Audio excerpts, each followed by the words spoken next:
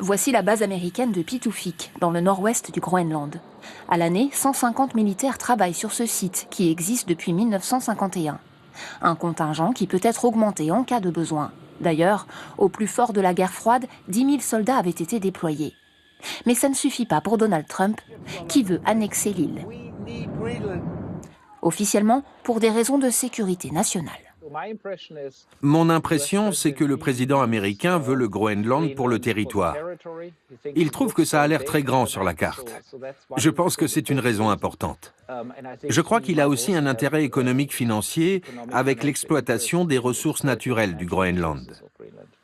Les sous-sols du territoire sont effectivement riches en ressources minières, comme l'uranium, des terres rares, des hydrocarbures et d'autres métaux. Mais les conditions climatiques extrêmes entraînent des coûts d'exploitation élevés, même si cela change avec le réchauffement global du climat. Réchauffement qui entraîne aussi la fonte des glaces arctiques. La Russie et la Chine comptent bien profiter de ce qui risque d'être bientôt de nouvelles routes commerciales très empruntées. 2 d'entre elles longeraient les eaux territoriales du Groenland, ce que Donald Trump considère comme une menace. Ces 2 pays investissent très fortement. Et jusqu'à présent, les États-Unis n'ont presque rien investi. Ils ont très peu de navires militaires adaptés aux conditions de l'Arctique. Et sur cet aspect, il y a en effet un déséquilibre.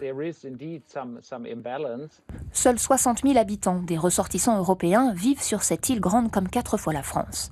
Un territoire devenu un enjeu géopolitique majeur. Ainsi, face au plan américain, l'UE doit montrer sa fermeté, selon Guntram Wolf.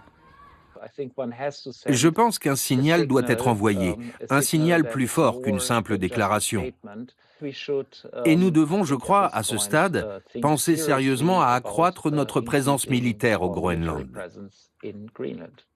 Au cours de l'année passée, le Danemark a déjà beaucoup investi dans la sécurité en Arctique, en lui allouant quelques 1,2 milliard d'euros.